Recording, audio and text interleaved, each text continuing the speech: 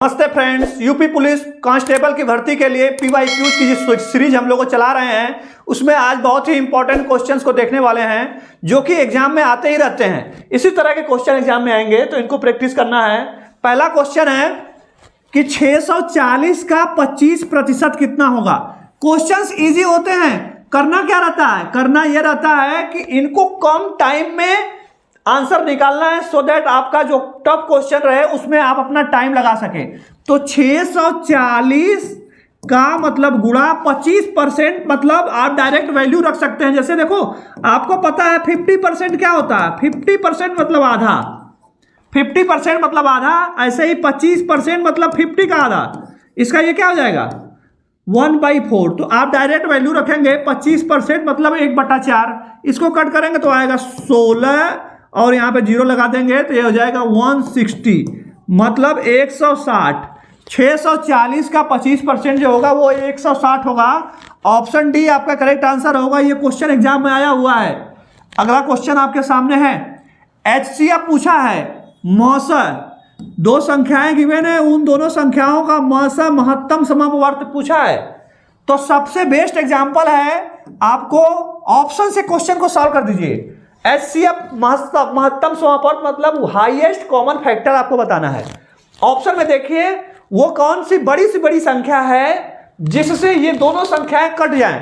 तो हम लोग अगर 18 को उठा के देखेंगे तो 18 से तो 36 कटेगा बट 24 नहीं कटेगा, इसलिए 18 नहीं होगा। फिर 12 को देखेंगे तो 12 दूना 24 और 12 तिया 36 होगा, मतलब 12 से कट जाएगा। तो आपका HCF जो मसा हो जाएगा वो 12 हो जाएगा। डायरेक्ट क्वेश्चन को सॉल्व कर सकते हैं without any time. Next question है 60 किलोमीटर पर घंटा की गति से चलने वाली ट्रेन 30 मिनट में कितनी दूरी तय करेगी। देखिए यहां पर किलोमीटर पर घंटा गिवन है और यहां पर मिनट गिवन है। टाइम को भी आपको घंटा में कन्वर्ट करना होगा तभी क्वेश्चन सॉल्व होगा, आंसर एग्जैक्ट आएगा। तो सबसे पहले हम लोग लिखेंगे चाल बराबर दूरी बटा समय होता है। चाल बराबर दूरी बटा समय। तो हमको दूरी निकालना है तो क्या हो जाएगा? दूरी इक्वल टू हो जाएगा आपका चाल गुणे समय, क्रॉस मल्टीप्लाई हो गया। अब क्या करना है? अब चाल आपको गिवन है कितना? 60 किलोमीटर पर घंटा और समय जो है 30 मिनट है। 30 मिनट मतलब आधा घंटा, आधा मतलब 1/2। 30 मिनट आधा घंटा ही होता है। इसको कट करेंगे तो ये हो जाएगा 30। अब ये क्या है? हम लोग क्या निकाल रहे हैं? दूरी निकाल रहे हैं। अगर दूरी निकाल रहे हैं तो दूरी का यूनिट आपका क्या है? किमी, किलोमीटर। तो आपका ऑप्शन हो जाएगा डी करेक्ट आंसर होगा। नेक्स्ट क्वेश्चन हम लोग देखेंगे। बोला हुआ है कि विक्रय मूल्य दिया हुआ है, सेलिंग प्राइस कितना? 200 रुपए और हानि गिवन है। हानि कितना है? 200। तो आपसे क्रय मूल्य पूछा है, दैट इज कॉस्ट प्राइस, क्रय मूल्य।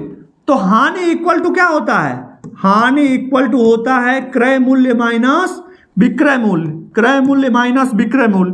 तो करते हैं हानि इक्वल टू क्रय मूल्य माइनस विक्रय मूल्य।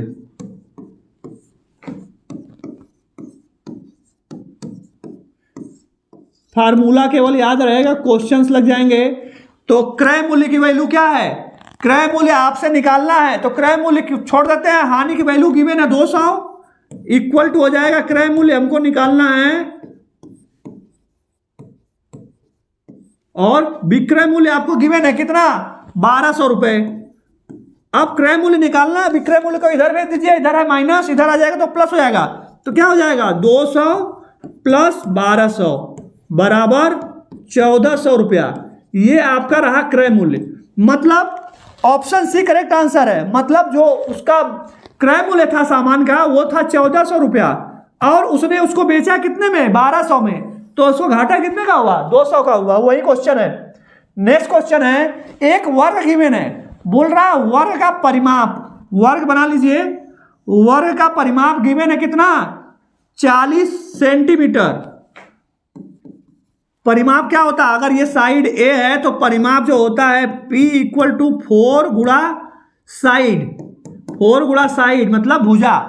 तो यही है आपका परिमाप, जहां दिया हुआ है वहां रख लो, इक्वल टू 4 गुणा भुजा आपको निकालनी है, भुजा की वैल्यू a मान लीजिए, तो आपको a निकालनी है, तो ये इधर आएगा तो क्या हो जाएगा, डिवाइडेड हो जाएगा। तो a इक्वल टू 40/4, 40/4 मतलब 10 सेंटीमीटर। ऑप्शन देखेंगे तो ऑप्शन सी आपका करेक्ट आंसर होगा। नेक्स्ट क्वेश्चन हम लोग देखेंगे, यदि x रेशियो y गिवन है 3:5, y रेशियो z गिवन है 10:7, तो x ratio y ratio z पूछा है। हर एग्जाम का फेवरेट क्वेश्चन है, इस टाइप का क्वेश्चन आना ही आना है। तो इसको करने के लिए क्या करेंगे, x y और z ऐसे लिख लेंगे, फिर जो अनुपात जिसके सामने गिवन है लिख लेंगे। x अनुपात y है 3:5 तो यहाँ लिखेंगे, और y अनुपात z है 10:7 तो यहाँ लिख लेंगे। इसके बाद क्या करना है, एक लाइन खींचना है और आपको सिंपली केवल यहाँ वाला बगल वाला जो है इससे फिल करना है 5, और ये बगल वाला जो ब्लैंक स्पेस है इससे फिल करना है 10। इसके बाद सामने सामने वालों का गुणा कर देना है। अब ये देखो 10×3 = 30 हुआ, ये कितना होगा 10×5 = 50, और ये कितना हुआ 7×5 = 35। ये आपका हुआ x अनुपात y अनुपात z। पर आप ऑप्शन देखेंगे तो कहीं नहीं मिलेगा।